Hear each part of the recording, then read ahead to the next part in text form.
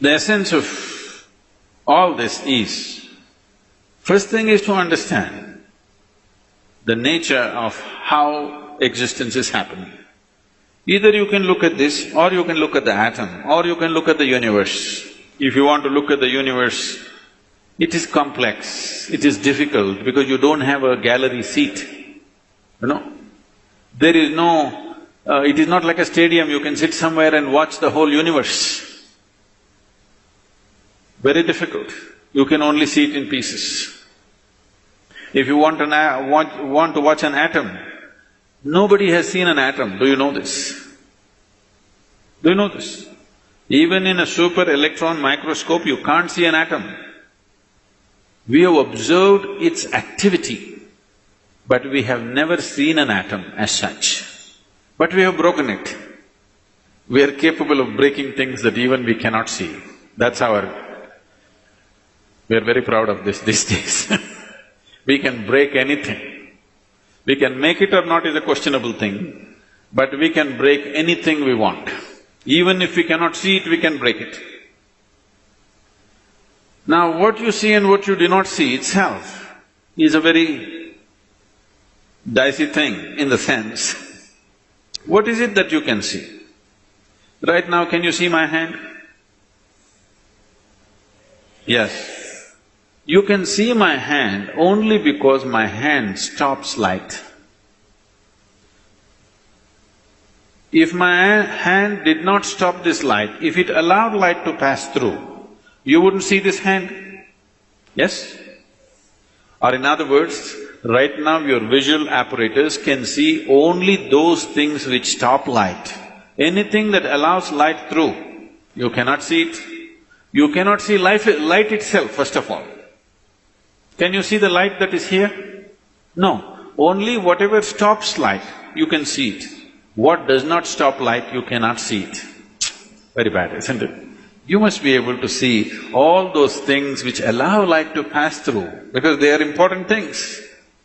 But right now your visual apparatus are trained to see or capable of seeing only that which stops light. So the whole process of seeing life the way it is means, first of all, evolving an eye, a thoughtless eye, an eye which is free of thought. When I say free of thought, it is free from the taint of memory.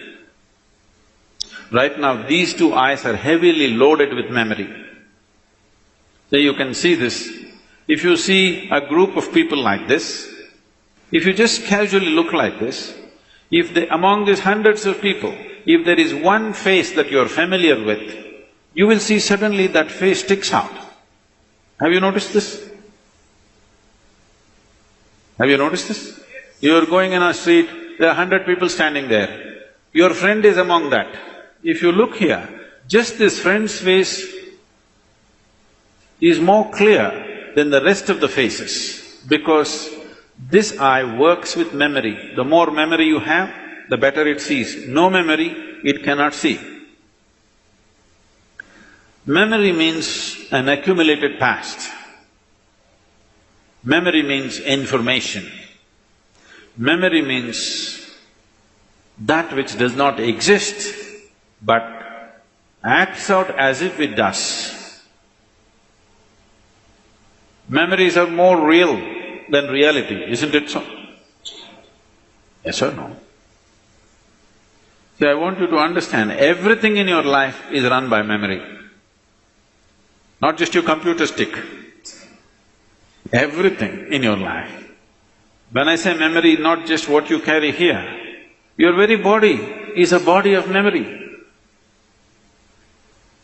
Why? If you eat a banana, it becomes a masculine body, and if she eats a banana, it becomes a feminine body, is simply because of the memory that it contains, isn't it? The information that is stored in this body and that body is different. Same banana, it becomes a man, same banana, it becomes a woman. Yes or no? Huh? Are you eating different types of bananas? Same thing, same food if you eat, it is becoming one way. In one person it is becoming dark skin, in another person it's becoming fair skin. How? The memory that you carry. Do you remember your great-great-great-great-great-grandfather? You don't. But his nose is sitting on your face. Your body remembers, isn't it? You may not have no idea who it was, but your body remembers even today. 1,000,000 years ago, how your forefathers were, still it remembers, isn't it? So what you call as my body is just a body of memory. And eyes are loaded with memory. An eye which is loaded with memory, an eye which is corrupted with memory, cannot see anything the way it is. It will only see things as it is convenient because the software is working from inside. It will not allow you to see anything the way it is. This is what traditionally we are referring to as karma. It is there in your body, it is there in your energies, it is there in the way your chemical reactions happen, it is there in your brain, it is there in your mind, it is there in everything. In the very physical energy that you carry, there is memory because you will see each person's energies behave differently from the other simply because of the type of memory it carries.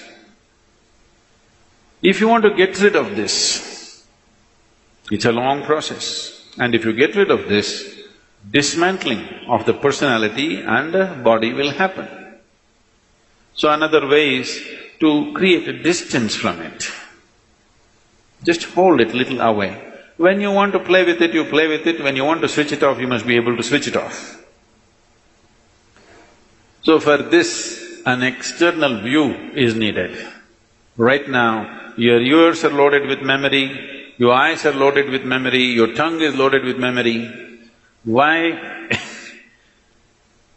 If you are born in Karnataka, if you go to North India, food doesn't taste good, is because the tongue is loaded with memory. Yes or no?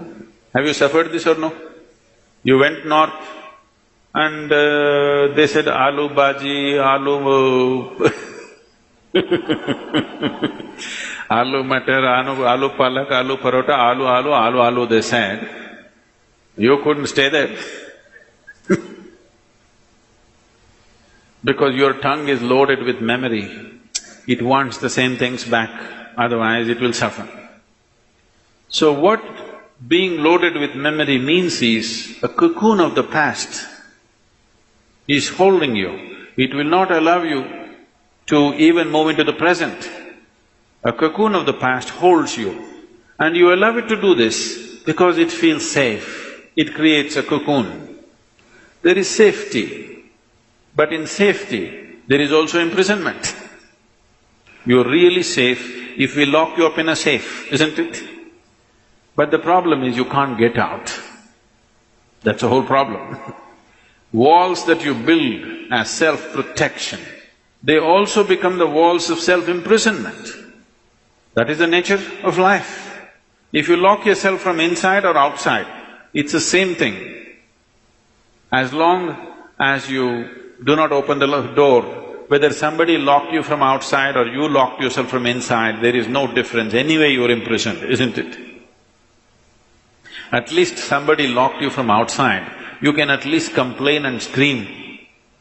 You locked yourself from inside, you can only be depressed. You cannot even scream. At whom will you scream? So this process of what we are looking at is the memory imprints itself on all levels, right up to the elemental level. From the 5 elements which function here, from just after that, memory's work starts. So when we utter the word karma, it is not one simple formula, or it's not, people are saying theory of karma. We are not talking about any theory. We are referring to a certain reality. Karma means memory. Action and memory. Past action exists only in the form of memory, isn't it so? Yes? Memory, not just what you carry here. Every cell in the body carries its own memory. Why one atom behaves differently from another atom?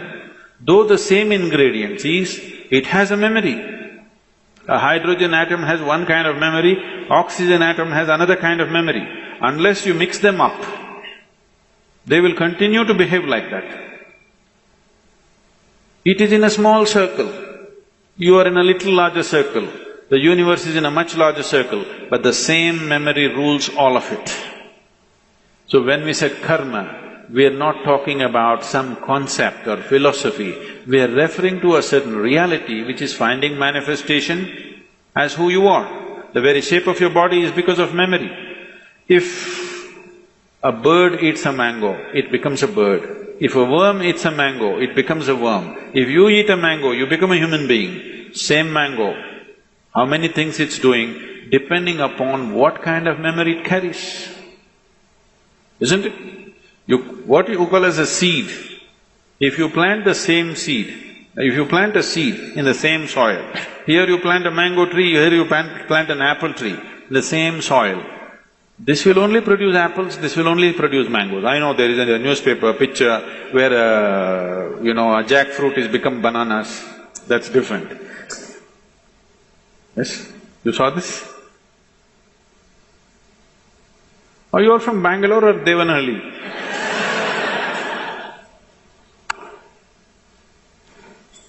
No, you didn't see this. A bunch of bananas are coming out of a jackfruit for some reason.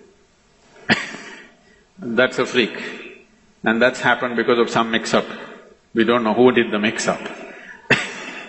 But essentially, if you… in the same soil, if you plant an apple seed and a mango seed, this will only produce apples, this will only produce mangoes, because seed is a certain amount of memory, isn't it?